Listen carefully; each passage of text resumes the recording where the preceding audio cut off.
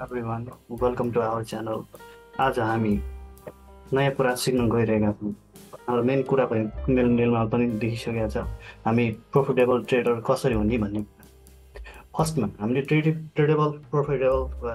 Profitable trader कसरी हुने भन्ने कुरा भन्दा पनि फर्स्टमा के कुरा जान्नुपर्छ भन्दाखेरि ट्रेडिङमा कतिवटा पार्टहरू हुन्छन्। फर्स्टमा स्ट्राटेजी हुन्छ, मनी म्यानेज हुन्छ, साइकोलोजी। तपाईँले देखिरहनु भएको छ भिडियोमा स्ट्राटेजी 10% हो, मनी म्यानेजमेन्ट 20% हो, साइकोलोजी 70% रूपमा काम हुन्छ। हामीले मेन भनेको स्ट्राटेजी मात्रमा फोकस गरिरहेका हुन्छौँ। यो स्ट्राटेजी कस्तो छ, त्यो स्ट्राटेजी कस्तो छ भनेर थाहा पाइरहेका हुन्छौँ। हामीले मनी म्यानेजमेन्टमा खासै ध्यान दिइरहेका हुँदैनौँ, साइकोलोजीमा खासै ध्यान दिइरहेका हुँदैनौँ। यो बाहेक पनि तपाईँको छुट्टै एउटा इम्पोर्टेन्ट पार्ट पनि छ जसलाई मनी म्यानेजमेन्ट भन्ने सकिन्छ या साइकोलोजी या स्ट्राटेजी, जसलाई जे भने पनि हामीले एउटा हाम्रो स्ट्राटेजीमा के कुरा छ भनेर चाहिँ थाहा पाउनुपर्ने हुन्छ। त्यसको लागि त म भिडियो बनाउँदै जाउँला। फर्स्टमा अब हाम्रो स्ट्राटेजी किन फरक हुन्छ, त्यसमा पनि हामीले हाम्रो स्ट्राटेजीमा के हुनुपर्छ, आवश्यक गुणहरू के छन् भनेर चाहिँ बुझ्नुपर्ने हुन्छ। त्यसको लागि फर्स्टमा हामीले एउटा हेर्नु भने त मैले चार्ट बनाइदिएको छ, रिस्क टु रिवार्ड रेसियो। यदि तपाईँको रिस्क टु रिवार्ड रेसियो राम्रोसँग छैन भने तपाईँको रिस्क अफ रन हुने चान्सेस, भन्नुको मतलब तपाईँको क्यापिटल इरोजन हुने चान्सेस हाई हुन्छ।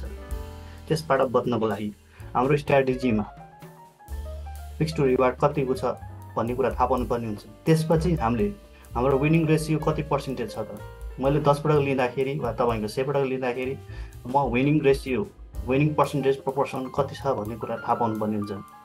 त्यसको लागि तपाईँहरूले त्यो स्ट्राटेजी अनुसार रेकर्ड राखेर हेर्नु होला। फर्स्टमा तपाईँहरूलाई के भन्न चाहन्छु भन्दाखेरि यसमा के छ भन्दाखेरि बाई चान्स तपाईँको रिस्क टु रिवार्ड रेसियो 1:1 छ भने तपाईँहरूले 50% भन्दा बढी विन रेसियो बनाउन सक्नुपर्ने हुन्छ। यदि बाई चान्स तपाईँको 55% भन्दा तल छ भने फेरि पनि तपाईँको क्यापिटल इरोजन हुने चान्सेस हाई हुन्छ। होइन तपाईँको 1:2 छ भने तपाईँहरूलाई 50% भन्दा माथि या 50% भए पनि तपाईँलाई पुग्ने चान्सेस हुन्छ। तपाईँको क्यापिटल इरोजन हुने चान्सेस हुँदैन या तपाईँको प्रोफिटेबल ट्रेडर हुन्छ।